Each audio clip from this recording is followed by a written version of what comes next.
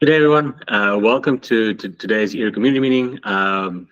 Today we'll have a couple of different topics to discuss. So we'll have a website update from Scott. We'll discuss a little bit of the current progress as well as use of the PJRT plugin, and then we'll discuss a few of the community updates before ending with some time for folks to ask further questions. And please feel free to pop some questions in the chat as well as we go.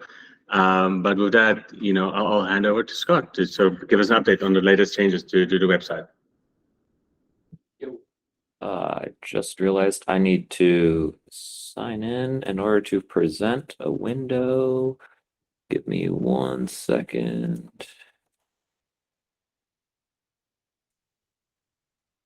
See if I can do it this way.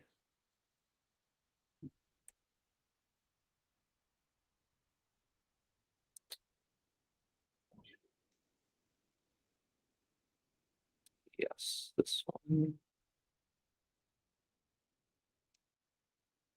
Okay. There we go. So slides look good. Okay. So I've got a bit of an update on the contents and organization of IREE's public website. I have a bunch of different topics in these slides. These slides are also publicly visible and already linked from the GitHub repo docs folder. So I kind of expect that I'll breeze through the first few sections unless anyone is particularly interested in some of the details there. And people can look at the slides later if they want to follow any of the links.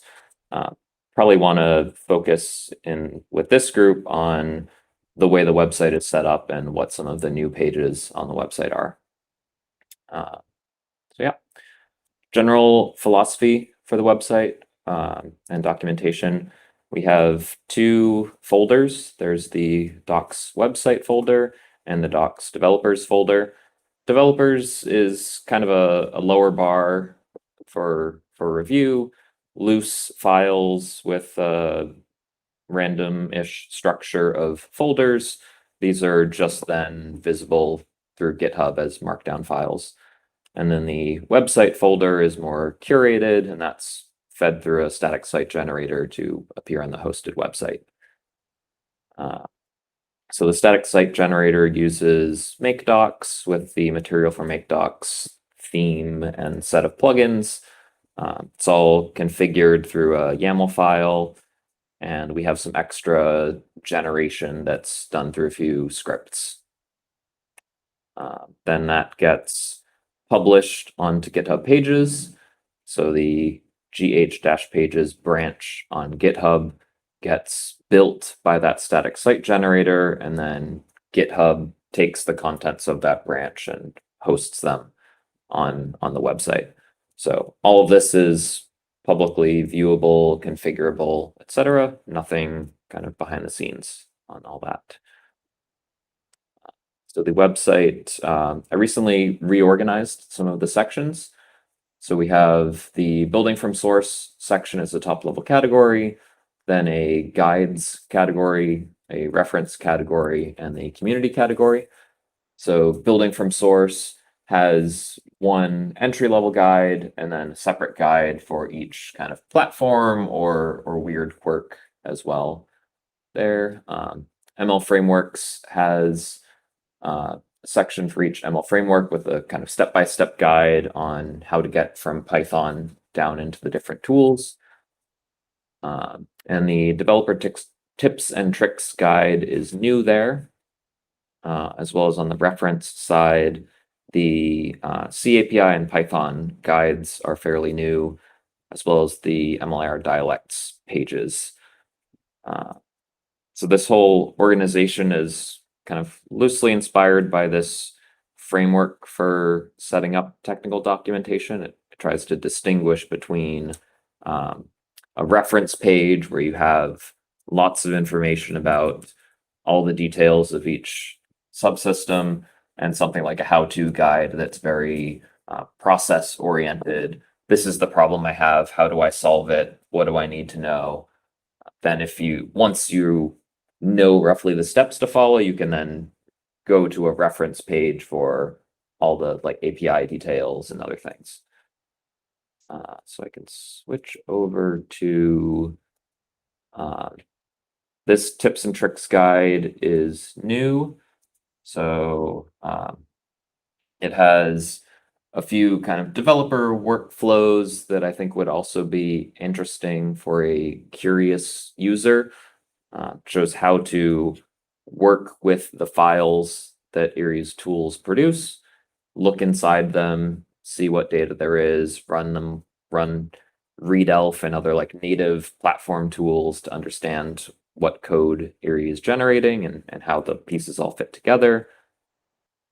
We have different compiler flags that spit out a bunch of useful intermediate files. So if you're working with the Vulkan backend and you want to see the SPIR-V that's produced, or you're working with CUDA and you want to see the PTX, you can use these flags to see those files, interact with them, etc.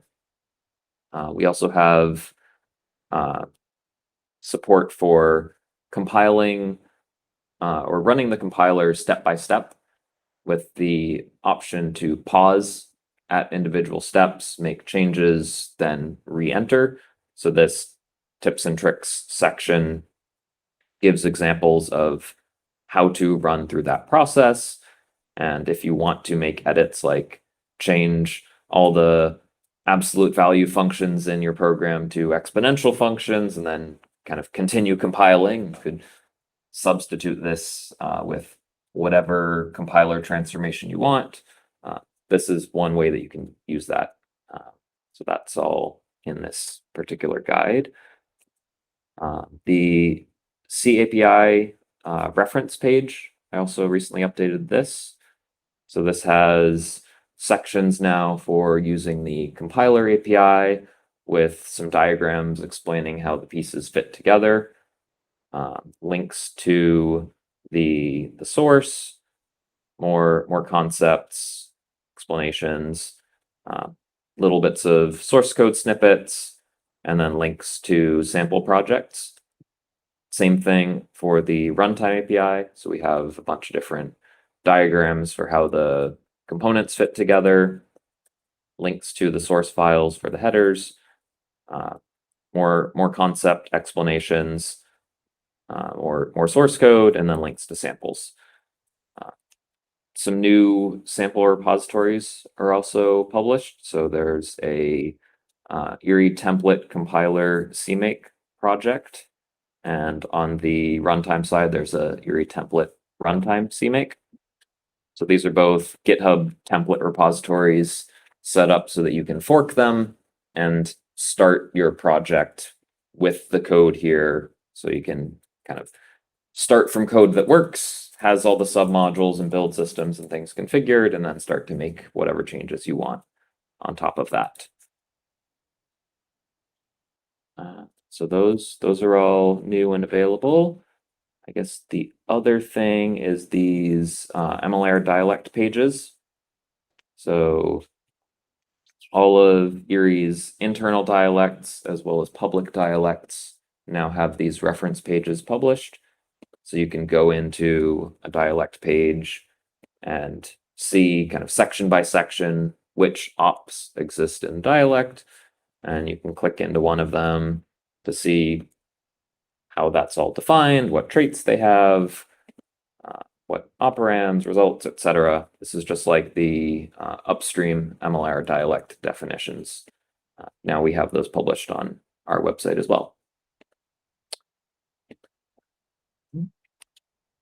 So that's most of the new stuff. I also have some sections in here, just general tips on how I've written this documentation and would recommend other people follow if they want to make contributions. Don't really, well, if anyone's curious, I can step through this, but otherwise, I think that's mostly it for my update. Anyone have questions?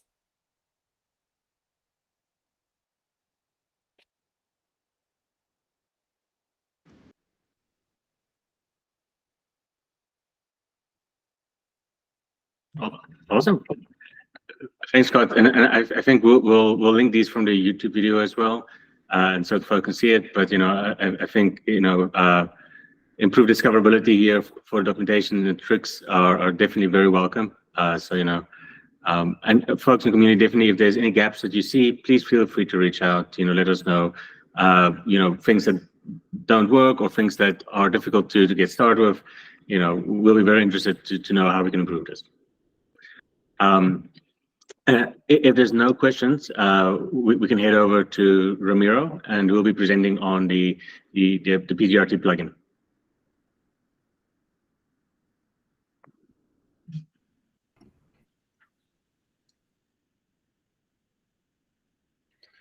All right. Can everyone see the slides? Yep. Cool. Awesome.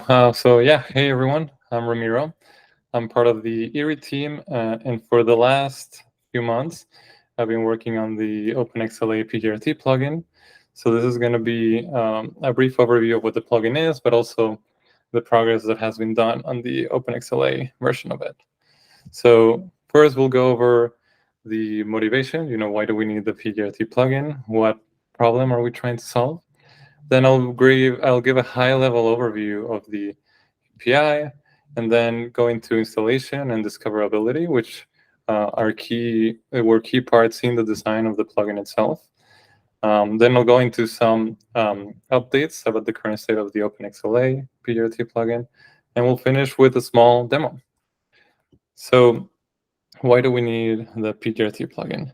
This is a very oversimplified diagram, but it sort of shows the fragmentation that exists between the different flows that one can have from a framework to a backend to a specific hardware.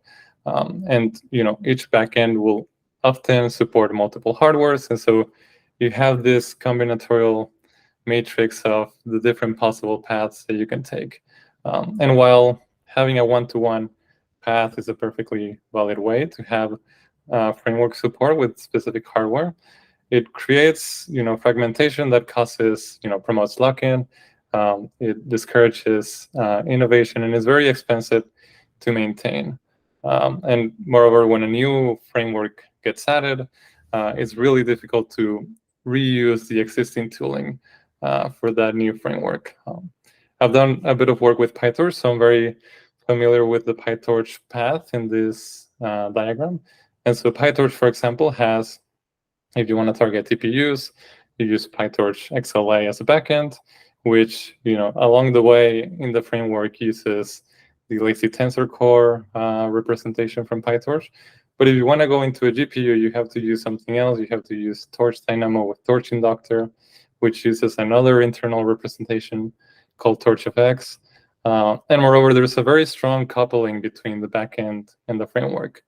In the case of Torch Inductor, there's, you see modifications to the compositions at the framework level that are, the changes are made so that the backend can work better. And so this coupling makes it then very hard for a new framework to be able to use the same tooling.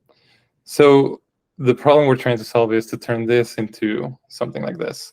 So all the frameworks, all they have to worry is about communicating with the common API, and then the different backends implement that API, and then the backend is in charge of targeting the different hardwares. Here, backend, it's something that you can swap with different plugins. So the OpenXLA would be OpenXLA PJRT plugin would be one of them, but there's also the XLA one and so on. So you can have different compilers, so you can target different hardwares, but this is all separated from the frameworks. The frameworks don't have to worry about any of it. So that's essentially what the plugin is. It provides a platform-independent interface into a compiler and a runtime. It's a C++ library. There's also a C API, which is the one that the OpenXLA PJRT plugin implements. And at the moment, there's support for running things on CPU, GPU, TPU, and the plugin is used by JAX, PyTorch XLA, and there is support in TensorFlow coming soon. the implementation of the plugin in the OpenXLA version is fully open source as well.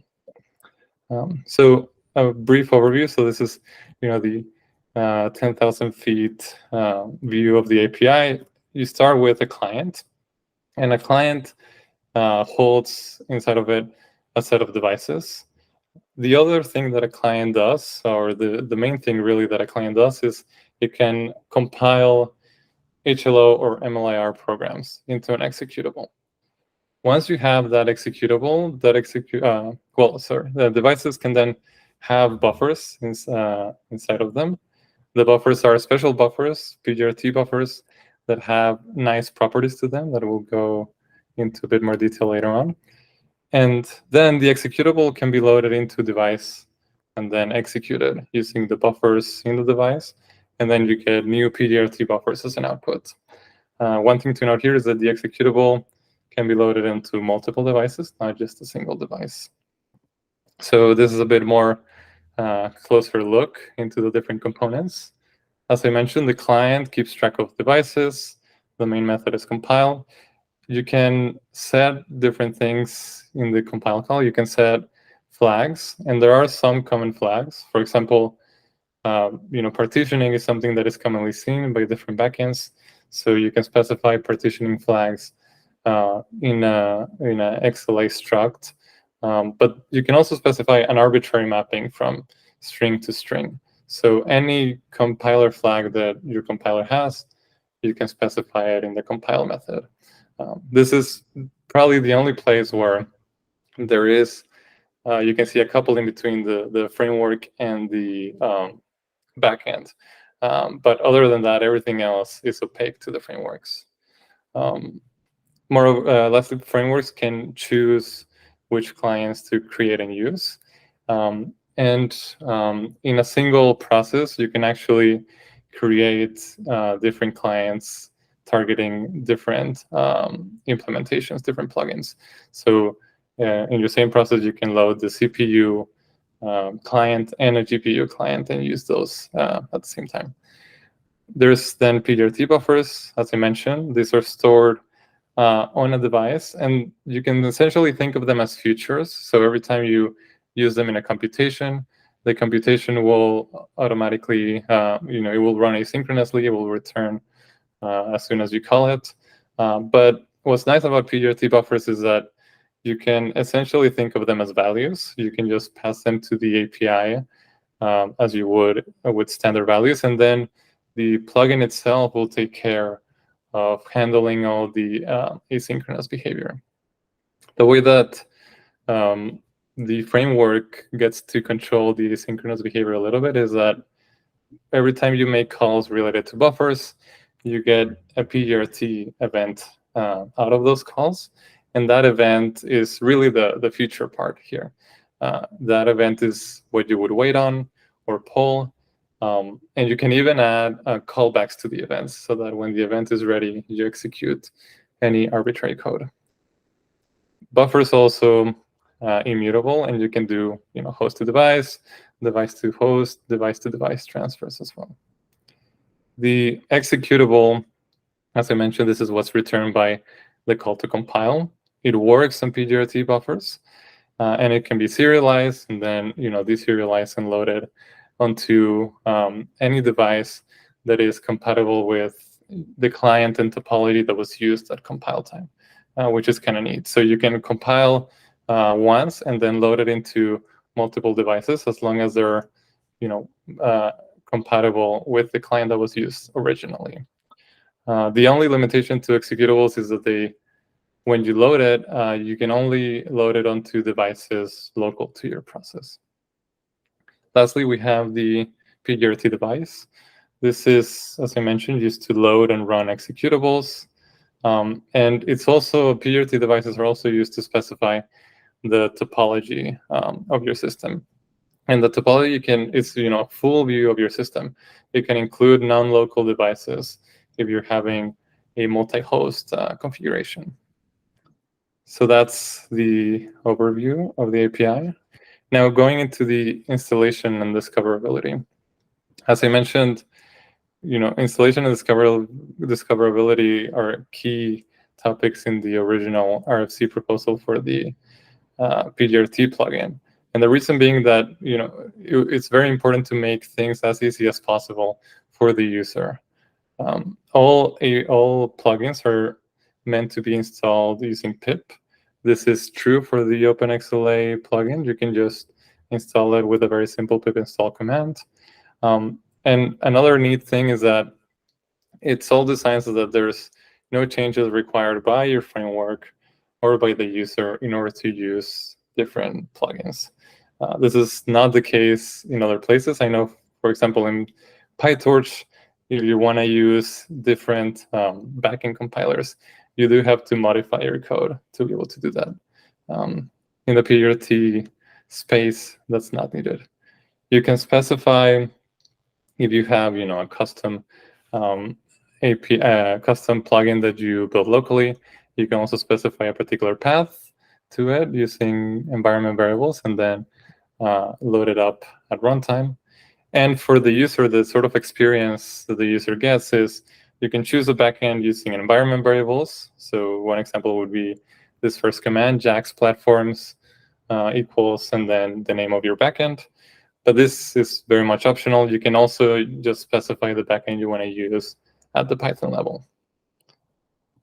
And so, as I mentioned, this is the command that you would use to install the OpenXLA version of it. Quite simple. Now onto the current state of things. So this slide, because the PJRT, the OpenXLA plugin uses IREE, there's topics here that cover the state of IREE, but also the state of the plugin itself. The main focus at the moment, and this is the most of the work that I've been doing, has been on completeness, making sure that we have as many methods of the plugin implemented as possible, and also making sure that we are passing a good chunk of the JAX test suite. And so as of last month, we were passing 88.3% of the tests in the entire JAX test suite. Our goal is to have that be more than 90%.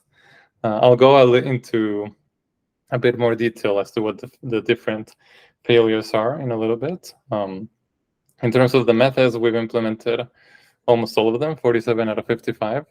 Definitely, we've implemented all the crucial methods that are needed to run things, models like BERT and ResNet.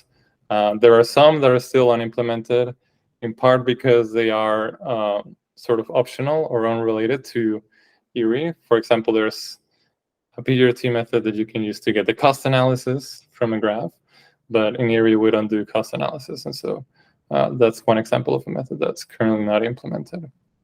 And there's been no specific performance tuning done for integration yet, but performance will be a focus in the future.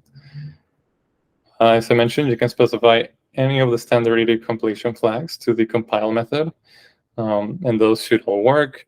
We support, non-standard memory formats for buffers being loaded into devices and out of devices. The JAX test suite has been run using the CPU backend. We also have a CUDA backend implementation, but this one has some synchronization issues. They have been addressed in the new rewrite of the CUDA HAL in IREE. And so once the new version becomes the default path, all the CUDA should, in theory, work just as good as the CPU one. Lastly, there is currently no support for specifying topologies in the OpenXLA version. This is something we would have to add support in the future. So in terms of the test suite, these are all the categories of failures that have at least 20 failures in them. And so, the largest chunk, the tensoring being 15%, all of them smaller than that. And I'll go into a little bit of the key subsets. So these set of tests here, these are actually failures that don't even reach PJRT. This all happens at the JAX level. So, unknown operation, which is a good fraction of all the failing tests, These are all, things that are unrelated to the PJRT implementation. It is possible that they are, hiding potential bugs in the plugin, but at the moment, this is all at the JAX level, likely due to PJRT being a relatively new addition to JAX. So once those get sorted out, that number should decrease significantly. This set here, these are all the tests that require fixes in the IREE compiler itself. So the tensoring, the greatest source of failures at the moment. This is because the pass that does the tensoring, that turns a tensor into a scalar, is currently not on in the IREE compiler. There is work being done to find better heuristics for when to turn a tensor into a scalar. And so once that happens, this number will decrease also significantly. There's, FFT tests, a good chunk of them are failing on the complex support, which is another category of failing tests. Support for zero extent and complex type support is work in progress, but we do have known solutions for all of those issues. Lastly, the scatter issue. This one is due because of different expectations as to what to do when you scatter out of bounds. So IREE does a particular thing that is different from what JAX would do on its default backend. And so there we have a disagreement. This will likely require some cogent solution on the IREE side in order to make those tests pass. Lastly, we have some tests that simply time out, others that crash, and a relatively few tests that we just don't know why they're failing. And the last category, numerical correctness, this is quite a bit of tests, but we're looking into the reasons for those and trying to fix those. So that's an overview of the current state of things. Now I'll go into a quick demo of what things look like. So let me share different screen.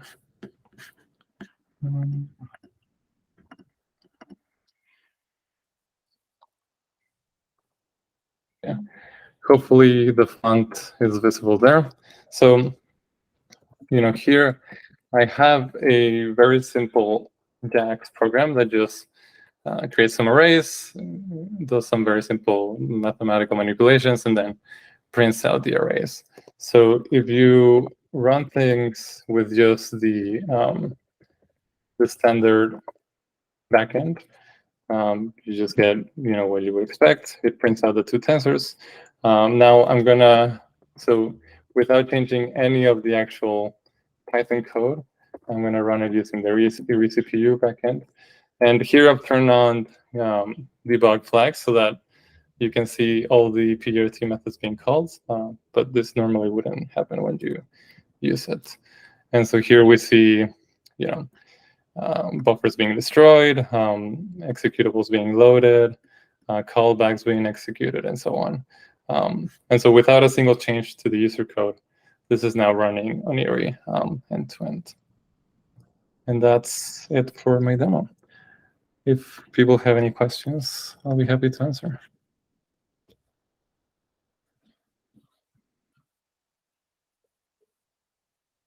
I have a question. So you mentioned that we're trying to have different framework running on the same backend. So what if how do we deal with, for example, different framework expect different behavior on, let's say, out of bound XX? How do we how should the backend handle this kind of situation? So you mean like when loading different plugins at the same time? I mean, for example, for IREE, if PyTorch and JAX expect different behavior on out of bound XX, how should we return the result? Yeah, so there's a few tests that are failing that are very, they're testing something very particular to XLA at the moment. And so I think the, at least the approach that I'm trying to take is to have those tests either only run when a particular backend matches, or remove the backend specific parts from it. So one example being, there's some tests that we have failing at the moment because IREE doesn't output the exact error message that XLA outputs when an invalid input is passed in. And so those failures, we shouldn't really be worrying about. So the scatter one should be a similar thing. The out of bounds behavior shouldn't really be something that we worry so much about. But yeah, I don't know if Jack, you had a different.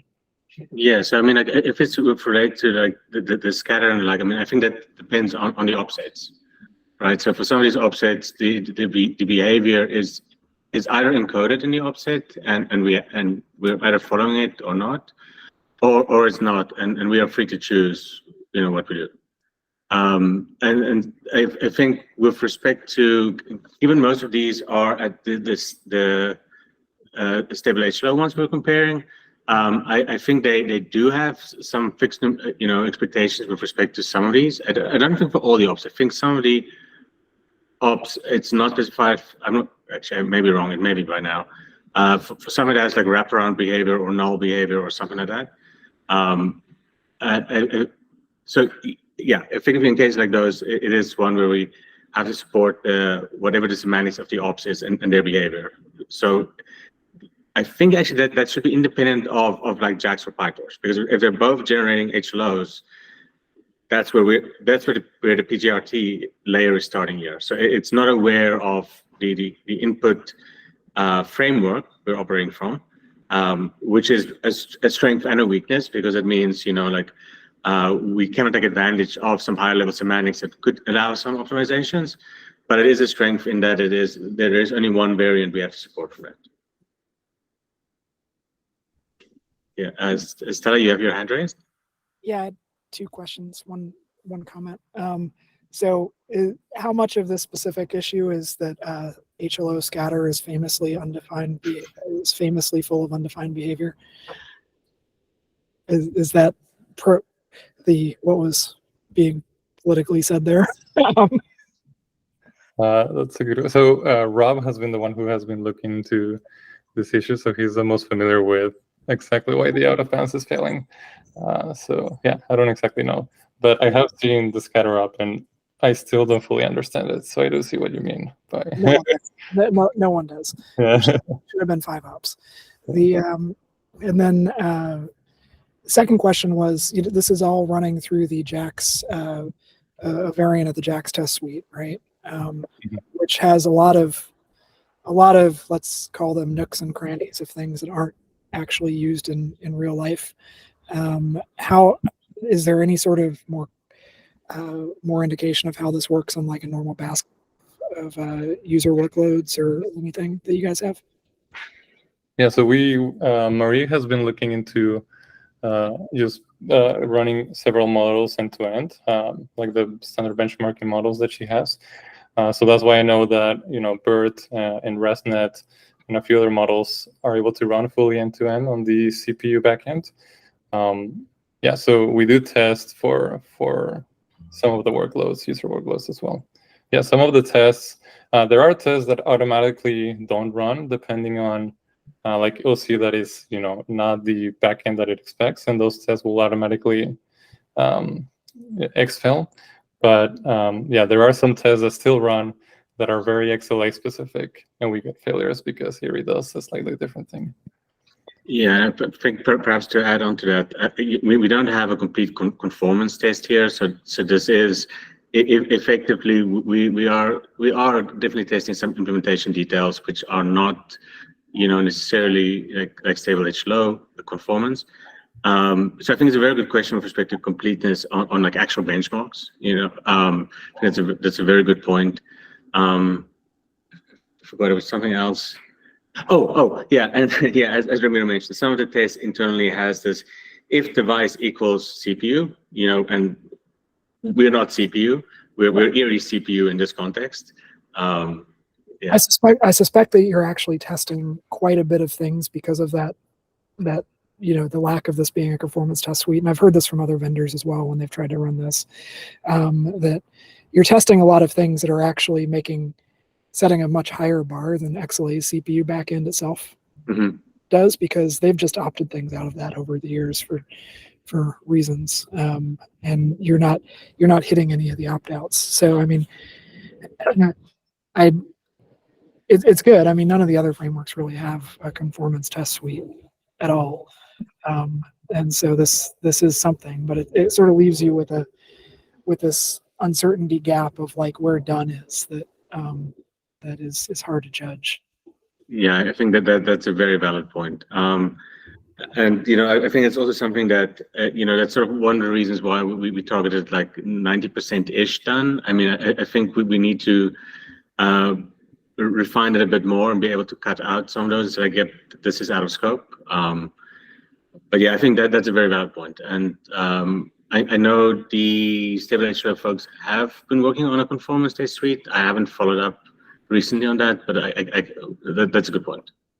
I mean, it'd be useful to, because there are other vendors who have tried this. I know that Intel Level 0 has tried it, and Apple does it, and everyone's basically been trying to abuse the JAX test suite as a CTS on their own, and sort of making this judgment call of like, do we care about that? Do we not? And then you see the issues pop up, and you find out that Metals doesn't handle some very common convolution variant or something, and it'd be great if you could sort of sneak up on it becoming a conformance test suite by at least like publishing, getting people who've done this to publish conformance test results and start opting things into a meta device of some kind that is this is what we, within the JAX test suite, these are definitely things that everyone should be passing, kind of thing. I don't know. I just wonder if there's a little bit more of a pragmatic take advantage that you've got 3 or 4 different folks independently doing this way to kind of pragmatically drive it towards something that's a little bit more authoritative than what I suspect is a top-down try to build a CTS from first principles kind of approach, which I don't think will work. I think that's a great idea. I'll follow up, and actually I had to follow up with the JAX team on this, and yeah, that's not a good approach, because like there's a lot of good tests in JAX that we want to be able to take advantage of, but there is also things that are there incidentally. Yeah. Anyway, it's great to see this stuff being burned down. The one that jumped out to me that was sad was the detensoring one.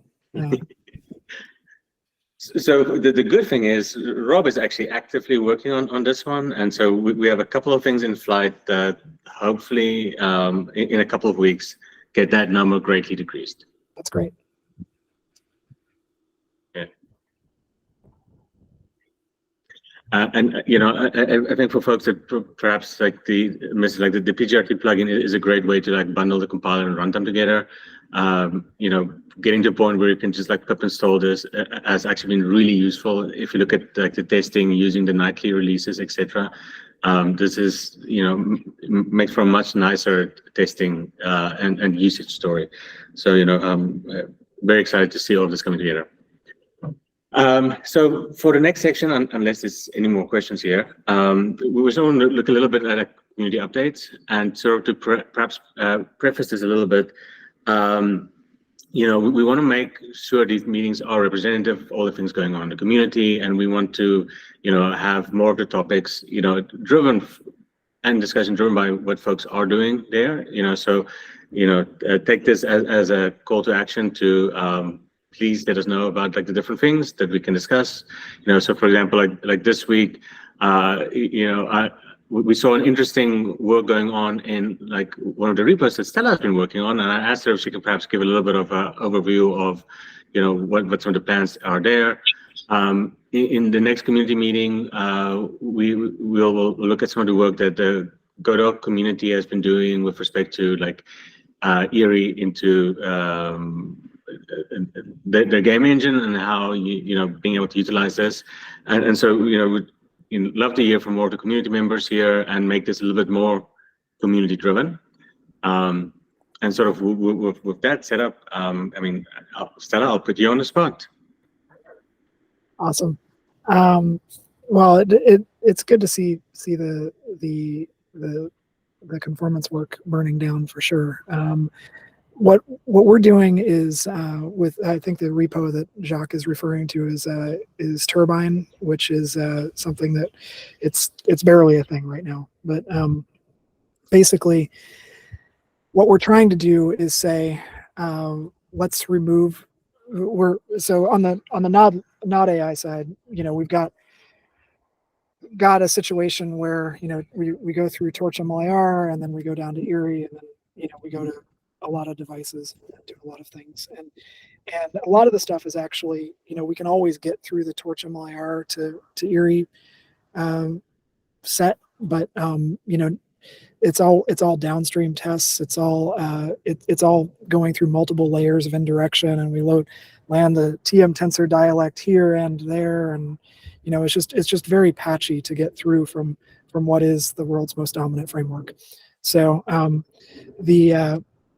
what Turbine is trying to do is it's trying to collapse all of that layering, and basically say, how bad is it to kind of rebase on PyTorch 2 and use a dynamo based flow as much as possible, remove the legacy shems and whatnot. And I'm sure that Ramiro has a lot to say about this, and so I've had a couple of folks on the nod side going through and trying to see how far the dynamo importer is from being able to handle all the subgraphs that Inductor handles today, for example. And kind of some of the stuff that was in line with the long-term vision for Torch MLIR, but never really had a pragmatic driver on it. And so we're pushing on that to see if we can collapse the front end goo, again, because we've got just custom ops and custom types and stuff that are coming down directly, and we need less interference. And then that's on that side. And then bundling that directly with IREE, it's basically one project that builds an IREE compiler that includes a Torch front end.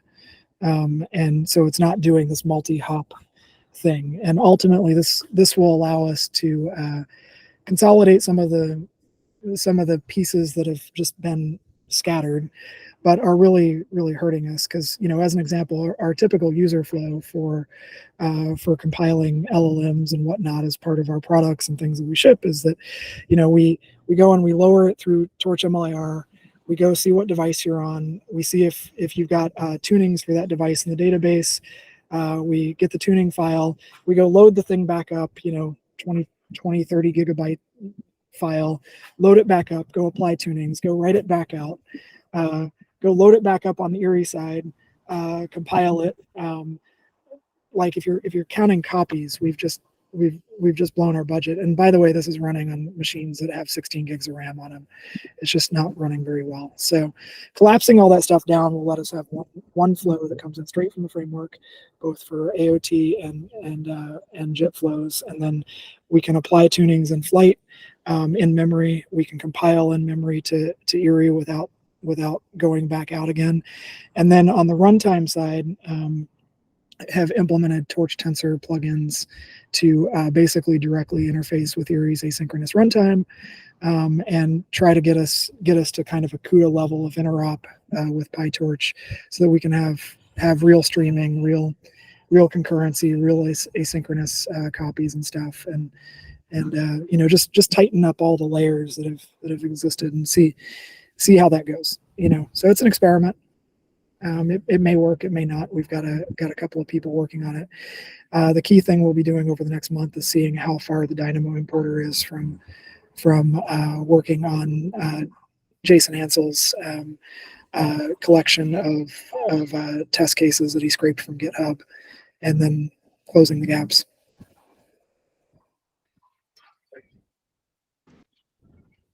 Nice. That's very exciting. I mean, I especially like how you're testing the file systems out at the moment. So, oh my God, you have no idea.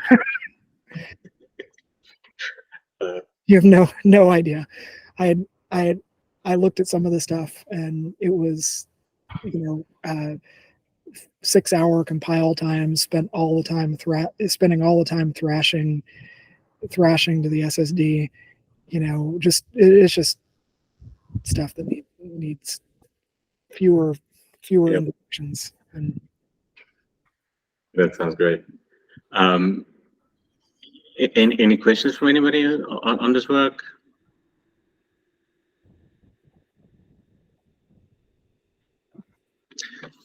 Perhaps any questions from the community also, as you know, as a large, anything like ERIE related that folks want to discuss. We have a couple of minutes, and I'll let folks go earlier for some additional coffee.